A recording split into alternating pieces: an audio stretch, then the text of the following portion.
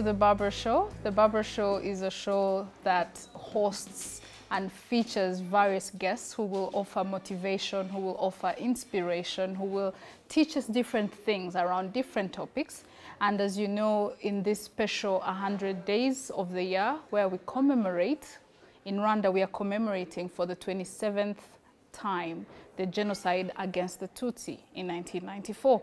So we welcome you as you follow us, as you follow this episode. For this special episode, I have invited someone who has a history, not just for his work, but he has a personal history to the genocide. But for him, it's the genocide committed against the Jews, the Holocaust. Young people today may not know so much about the Holocaust, but I am so privileged and honored to host His Excellency, the Ambassador of Israel in Rwanda, Ambassador Ron Adams. Thank you so much. Welcome. Thank you. Yes, so currently the theme is Be the Light in the Darkness. Why did Israel choose that? Well, let's start with the fact that yesterday, yes, it's actually yesterday and today, the 2 days, the Holocaust Remembrance Day, the annual memorial of the Holocaust, is today. Oh. Yes, according to the Jewish calendar. According to the Jewish calendar. Yes, we have two actually Holocaust days. Yes. One is International. Yes. Holocaust Remembrance Day, which was actually I have my own share in this because I initiated it. Yes. As a diplomat in the UN. It was in 2005. So it was my idea to have also an international day.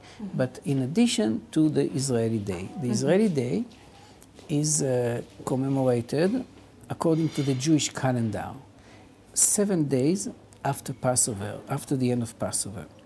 What happened in this day? It was the first day of the revolt of the Jews in the Warsaw ghetto. There were many ghettos in Europe. When Warsaw in Poland was one of the biggest, and the Jews revolt. Of course, they didn't do much. They just killed a few Nazis, soldiers, but it was for us a symbol of revolt and not accepting the killing and the murder. Of course, many millions were killed anyway, but it was an important event in the sequence, in the history of the Holocaust. So we remember that day, we remember that action, and it was by young people, and they were very brave. Most of them were killed at the end, but it was a very important day. It was a triumph to kill Nazi soldiers, you can imagine.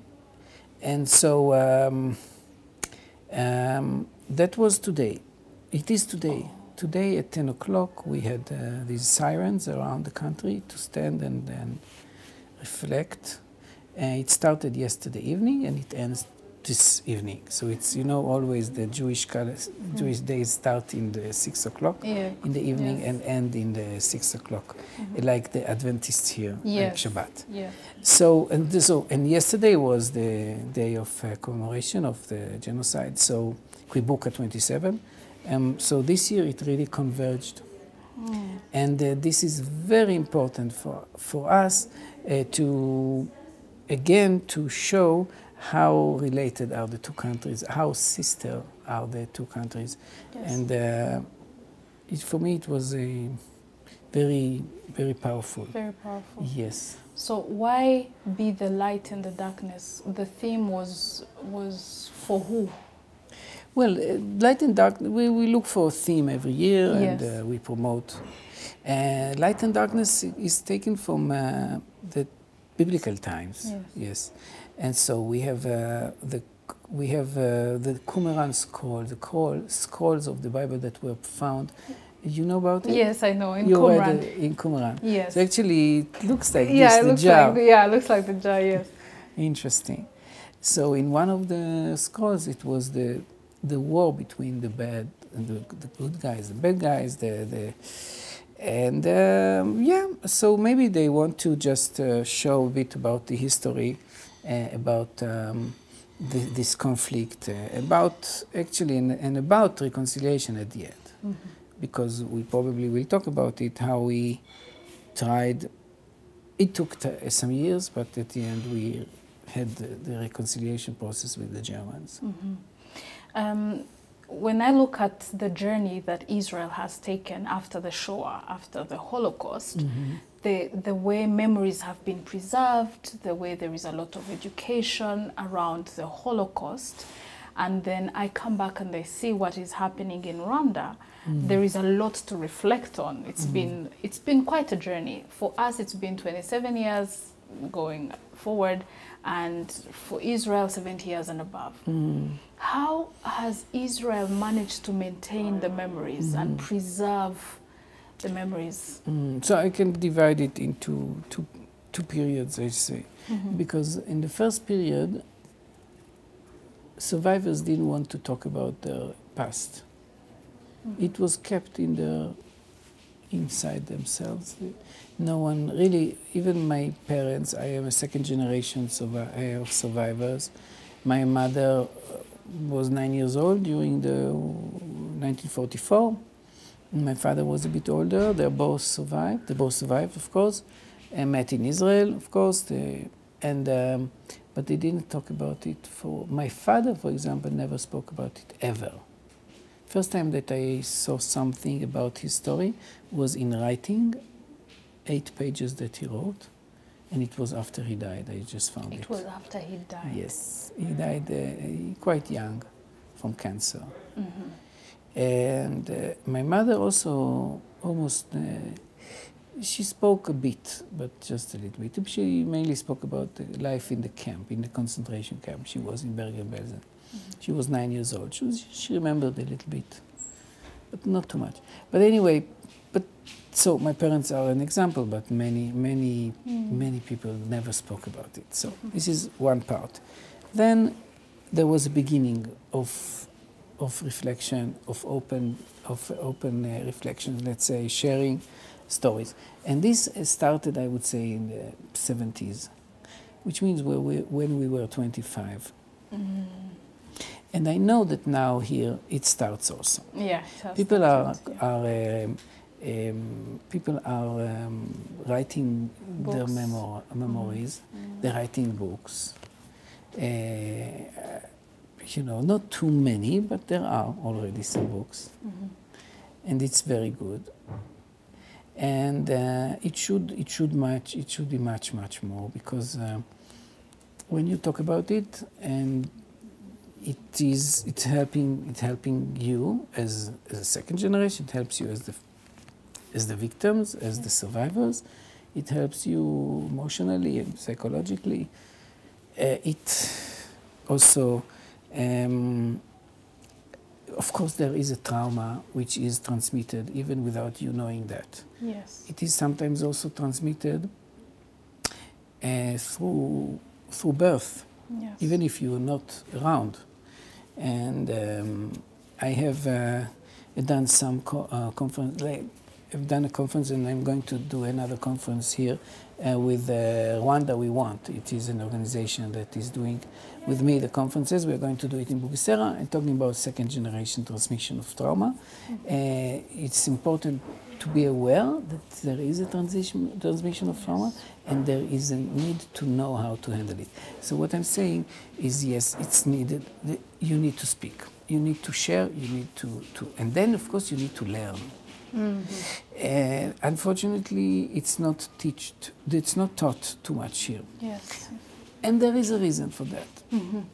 Because you sit in one class, the second generation of children, from perpetrators, from survivors. They're both in the same class. Who knows what the history of the teacher is? So how do you really conduct a class? Children maybe not knowing, even though they don't know where they come from, but if they do. So I understand it's not easy to teach it here. It's complex. We departed from the Germans. For 20 years and more, Germans could not get into our country at all. It was forbidden. And Israelis will not be able to go to Germany. It was forbidden. In the passports of my parents, it said this passport valid to all countries except Germany. So we completely divided. We completely divided from them. Yes. Unlike here, because from the first day you live together. So it's not easy. But what I suggested to the education system is you can teach the Holocaust. Mm-hmm.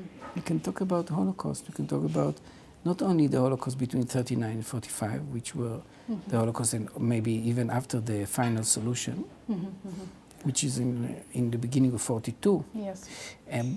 By the way, there was here also a meeting on final solution. So, yeah. And so you have to teach also the years before. Yes. All what the Jews have gone through. And they've gone through same as the Tutsi have gone through during the years from 59 to 94. Yes, yes. You have to teach it. So how did Israel manage to pass the torch of commemoration from generation to generation without transmitting the hate? So without transmitting this... there is intergenerational trauma, I understand that. No, of course, but there is also hate. There is also hate sometimes, yeah. But look, my parents left Europe in 46, 47, and they came back in 59, in 75. And they completely put it to the past, and that's it. They didn't forgive, of course, they don't forget, but they left it behind them and they started new life. And that is more or less what Israelis did.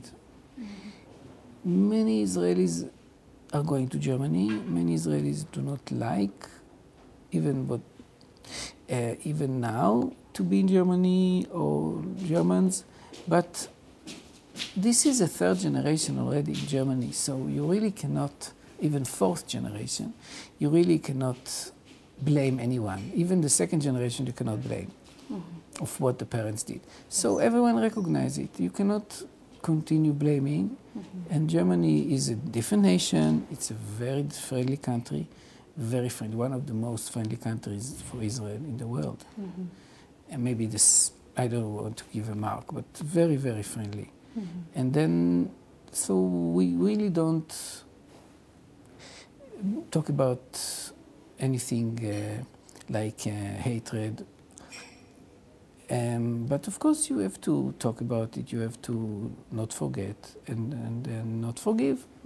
But you not forgive the first generation. Now it's a different Germany. But it's not like here. It's not like here. Here we're still in first generation. The first generation and maybe second, but what is to hate and not to hate? You are now one people. Oh, the same. Well, yeah, you're one people, and this is a very good thing that happened to this country, is the decision to put things to the past, of course, to have the trials, and to use homegrown solution, which is very good, and then to put people who are blamed in killing, to put them in jail, of course, but then to forgive the rest and to start a new beginning together. This is the only way, because otherwise the revenge with the cycle, it will come again, and and it could, but it will not now, because you build a new nation. Your Excellency. Maybe we have to learn from you. We'll get to that. Yeah. We'll get to that. Your Excellency, we like you were saying, we are living in a time where we are renewing. Rwanda is renewing, you know. We are being called to rise up from the ashes, to rise up from our past. And this is something we do every day. But it's very difficult because, as you know, there is a rise in genocide denial, in revisionism of the genocide.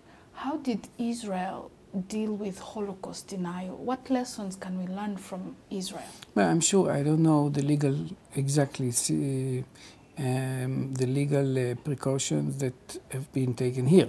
But I can tell you in 1986, it was a long time after the Holocaust, but it was 1986 when the parliament adopted a law against denial of Holocaust and the crimes against humanity.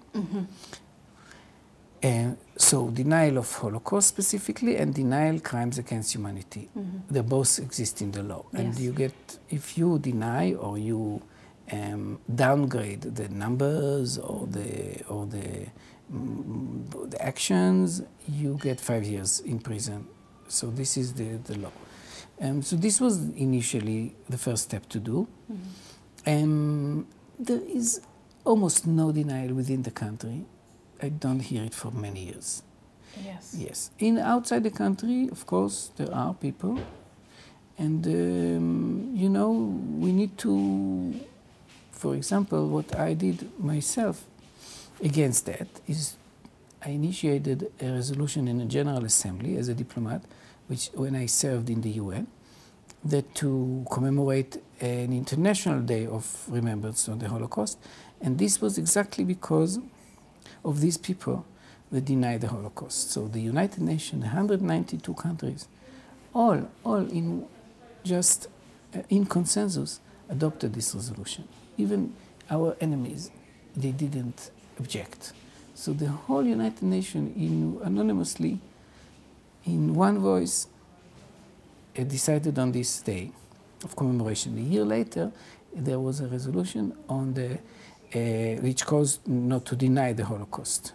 Again, so 2005, November 1st, there was this resolution adopted, and a year later, another resolution was adopted about the denial. So this is one thing you should do, of course.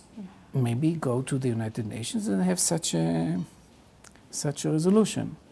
You do have a resolution on the commemoration of the, Yes. which came later on, 2014, I think. And then fight it in the way of doing lectures, talking about that, bringing the survivors to speak. Survivors should speak. You should. What we did, for example, is with Steven Spielberg in the Los Angeles. He interviewed thousands of survivors by video. And there is a huge library of such interviews. And this is so important because this is their people themselves. Now this generation is fading out, unfortunately. And we will not have them to speak. In Israel, today we have about 170,000 survivors still alive. Okay. But they speak, they talk, it's not easy, but you need to record them and you need to archive it. That's one way of dealing with the denial. With the denial. Yes. Can the denial escalate and become into something else? Because we have seen a lot of... No, I don't think so. No, it doesn't go anywhere. It doesn't go.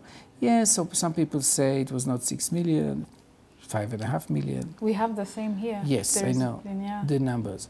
Then people say, yes, okay, you suffer for one thing that we don't, some people who call it a war here. Of course, it's a kind of a denial that there was a genocide against the Tutsis. So I don't think anyone think it was a war between Jews and Nazis. Yes, but yes, the numbers, or maybe the stories of the camps, because the Nazis showed the camps in some movies during the war as a camp of enjoying, of good life. People were singing and reading, but of course, people were there and they, of course, suffered tremendously, and also diseases and death because of hunger so the stories about the camps also, about people say it's the wrong story. No, it was not like that, but when you give testimonies, it makes the difference. It does. And it doesn't go, for us, I don't think it goes anywhere worse. It's not. There is anti-Semitism. There is anti-Semitism, yes. But anti-Semitism is sometimes a political thing. Yes. And have not much to do with the Holocaust. Yeah. There is something you mentioned, Your Excellency, that maybe something Israel can learn from Rwanda. You have seen our journey as Rwandans. Are there lessons you think Israel can learn from Rwanda?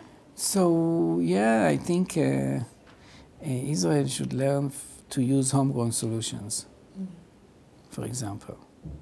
Because there are many things that have been done in the history, and we can use the tools that...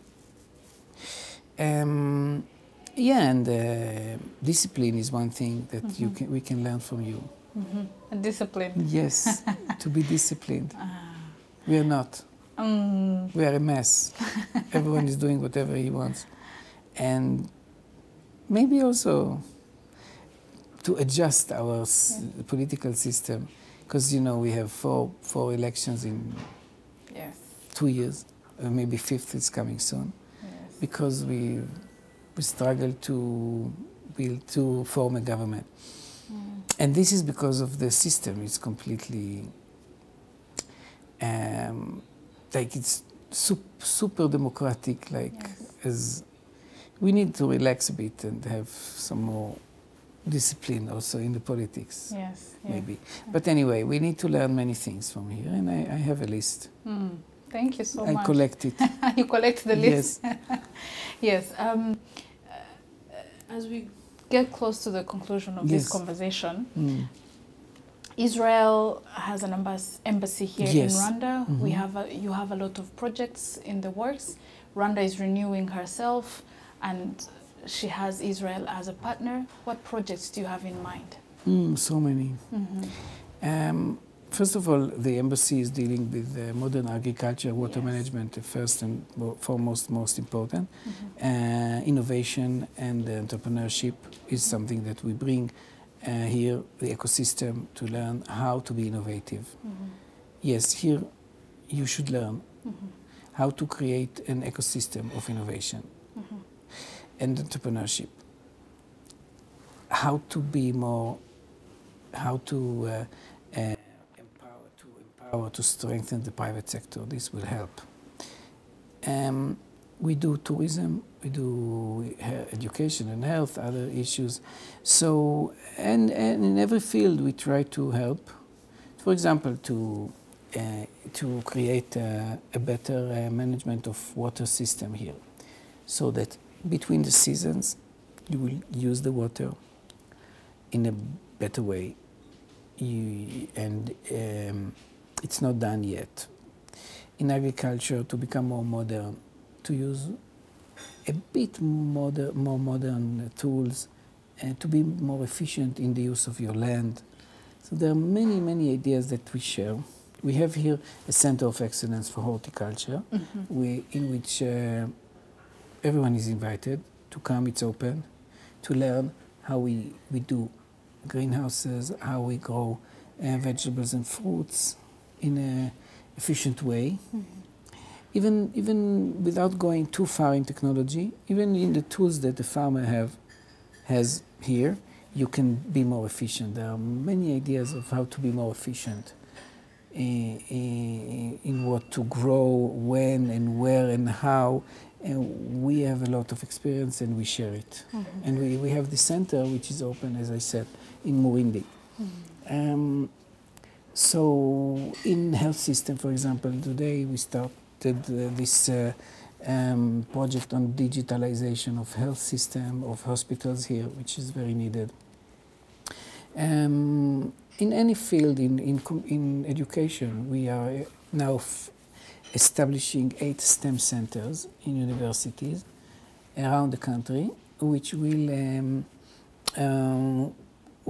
be used by high school children. So the high school children, let's say students, will come to the university from the high schools surrounding the university, and will come and do STEM. There is a lab with computers, and then experiments in many fields, and so they can do robots and some experiments in physics and chemistry and environment, and they will come to the university and feel the atmosphere of the university. They will be interested to come back, and the STEM centers will be in Kigali and around in the secondary cities. This is in education. We also try to give the teachers of STEM also a computer. With many projects that are going on. I'm planning to be part of Igirinha.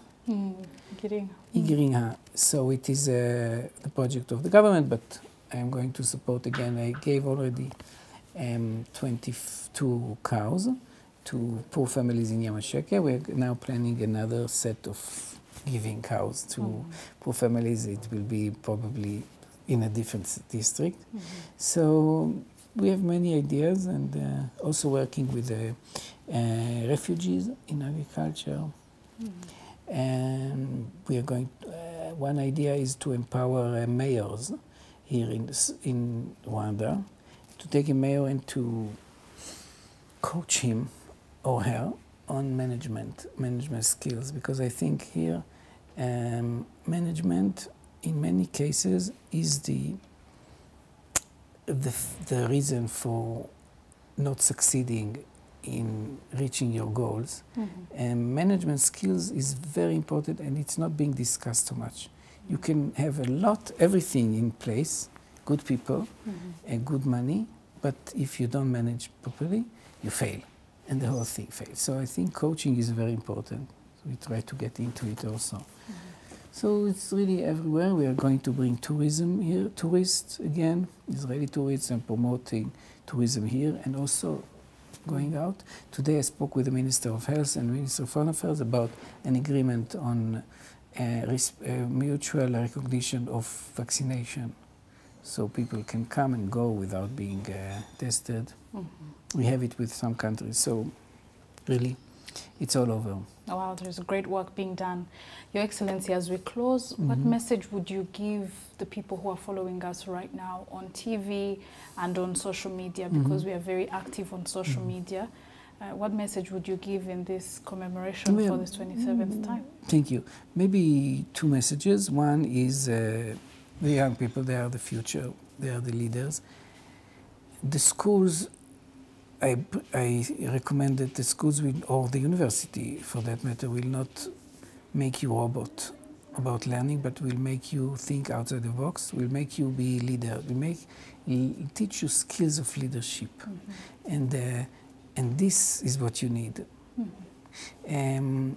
Empower yourself, get skills of management of your own self, of your own time, of others, and become a leader.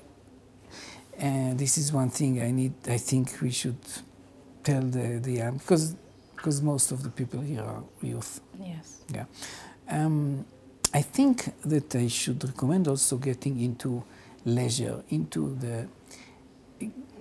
put some time for sport, for art, for music, for leisure, time that I believe that this like we did in the 70s, will be really mature if people will finally spend some time for leisure and sport and activity and art and culture. I believe that this will make the difference in the mind of people.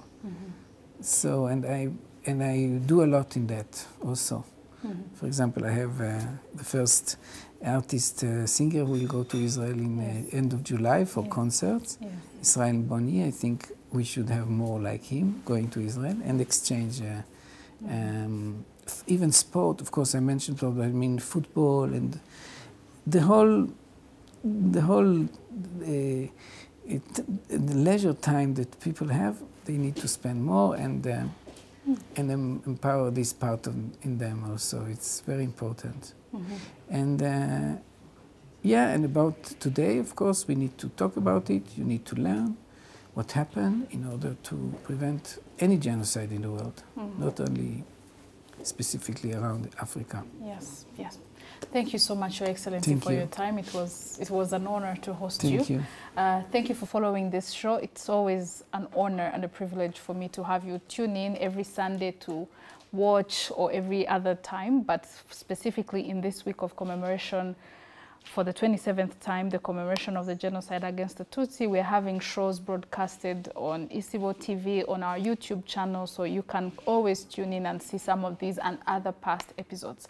Thank you for your time. Like I always say, every time I close the show, I always wish you God's blessing. So God bless you. Thank you.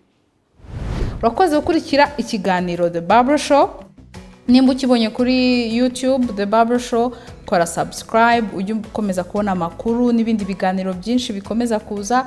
Nimba udukurikira kuri Facebook, nimba udukurikira kuri Instagram, komeza udukurikire, turakwishimiye cyane.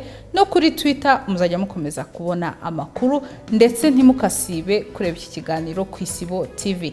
Turabashimiye rero ku mwanya wanyu mwaduhaye. Imana ibaho umugisha.